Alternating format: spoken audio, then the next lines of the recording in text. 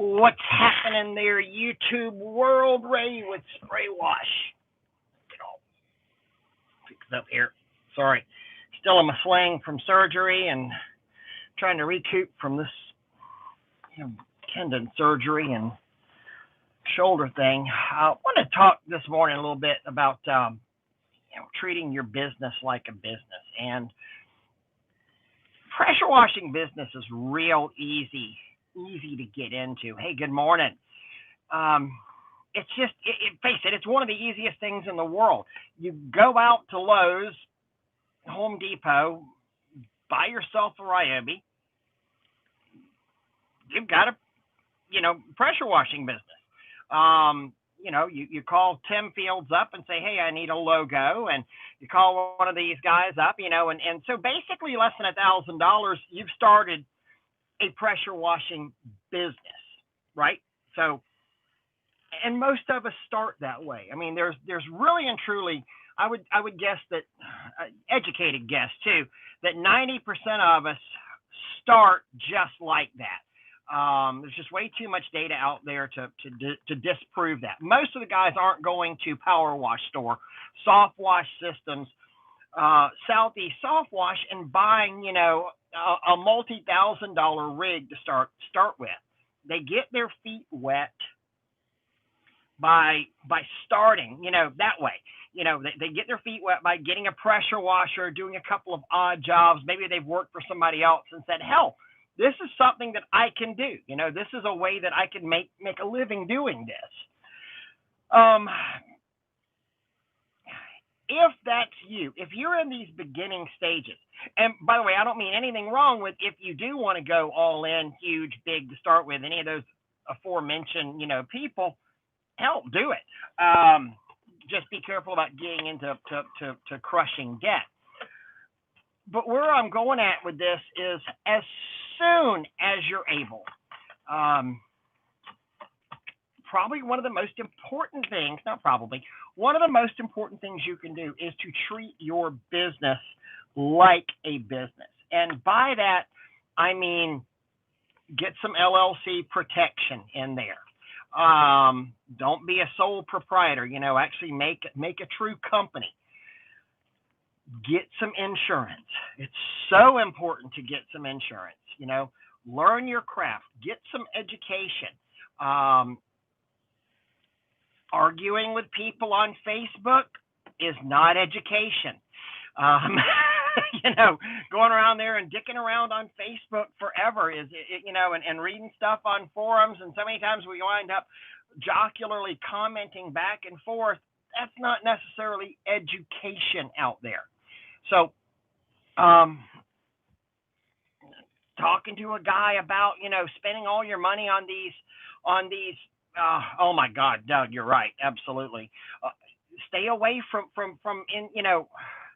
these guys talking to you about SEO and then turning around and, oh, by the way, give me money and I'm going to help you. It's kind of, they act like it's education, but really it's just a fancy sales job to you. You can learn a lot, about SEO and the basics of getting your message out there on the cheap, or at least on a good budget without blowing all of your money.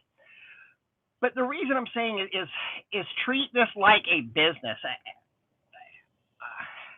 I was in my office this morning doing some stuff, and I'm actually, sorry, arm.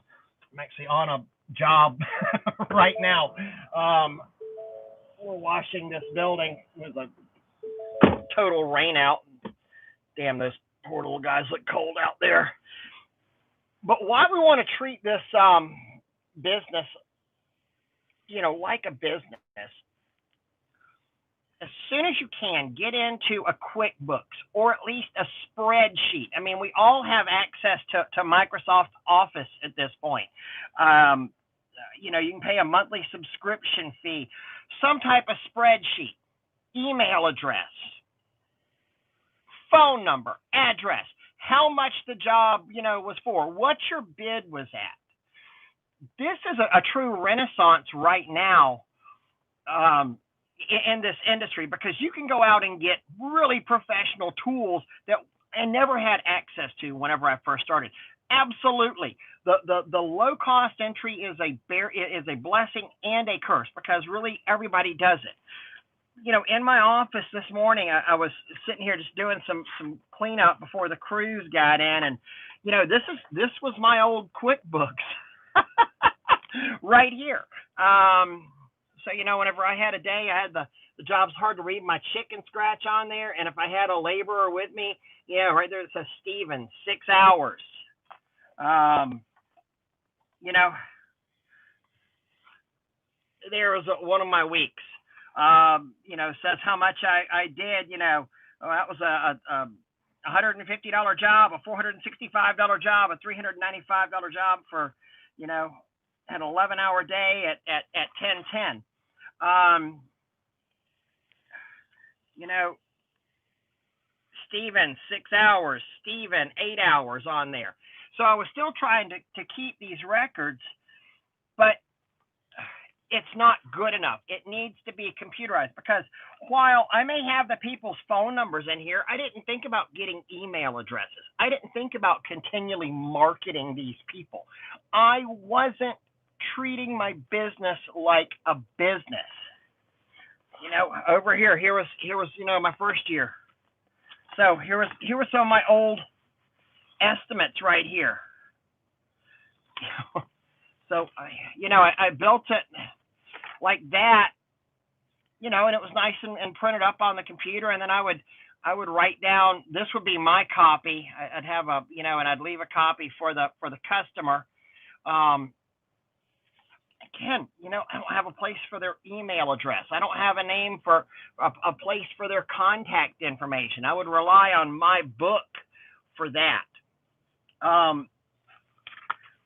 You don't ever want to do a job one time for a customer.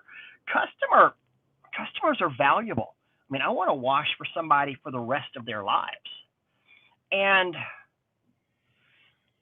you might think that you did such a great job, they'll always remember you, but they won't.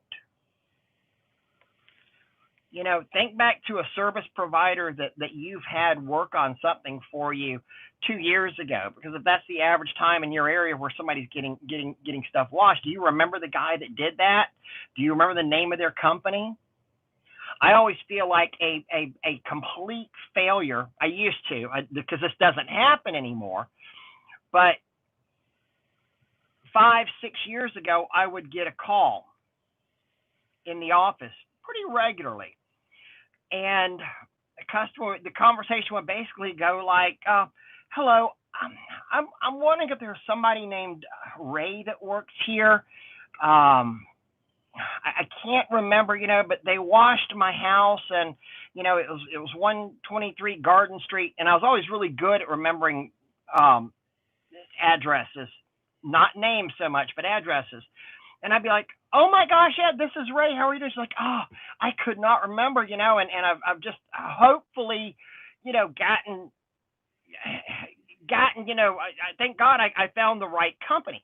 And I always felt like such an absolute failure whenever that happened. I mean, I was glad I reconnected with that customer, but I wasn't doing my job in running my business by keeping these customers. I wasn't doing my job. I wasn't communicating with them. And yeah, believe it or not, I've been doing this a while, 12 years, 11 years. They did have email back then. I could have been reaching out to them that way. Same thing with my employee. Same thing with my employee information here. I'll be honest, early on, I 1099'd my employees, probably outside the realm of legalness, if we want to be honest, because so many times we 1099 guys, then all of a sudden we stopped 1099 guys and we just took the tax hit ourselves on there. And then, after the third year of business, we're like, no, we're going to do this the right way. Our proof of concept is done. We're making money. It's time to get this done right.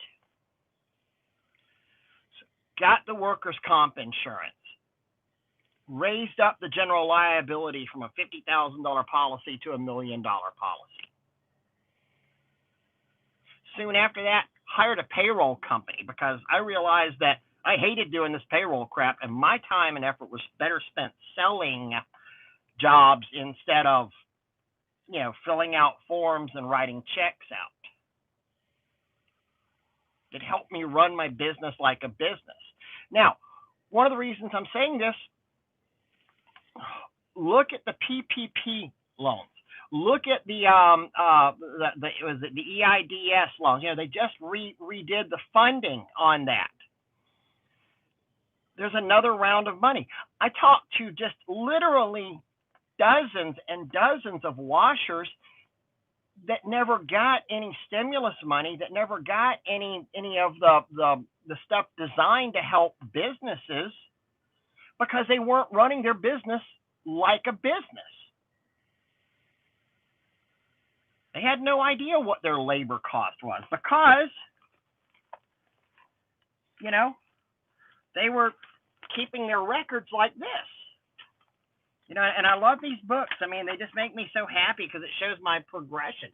But that's how they were keeping their records. They weren't keeping their records, showing what labor costs were, showing what our gross was for the quarter, showing what our expenses are for the quarter. Because, again, there's a big difference between profitability.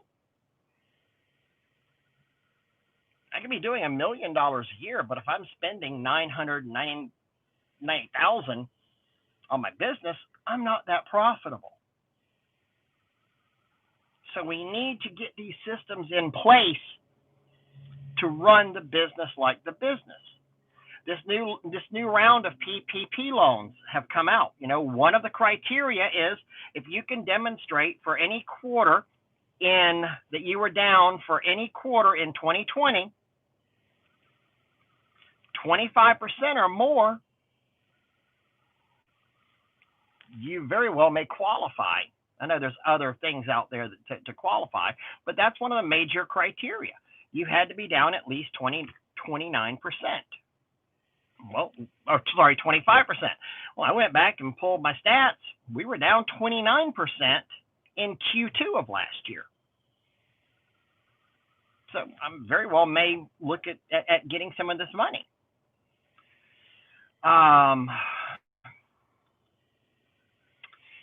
Corey, should I put my truck I tow my rig with in the business name? I personally think yes. I do. We went 2 years ago, a year and a half ago, and changed all of our vehicles up because I had them in my personal name, even though they were paid for. Sometimes they'd be titled to Ray Burke and Spray Wash Exterior Cleaning. Sometimes I still have to do that whenever you get, certain vehicles. But yeah, get your corporate name on the title. I think that's very, very smart because then that becomes a corporate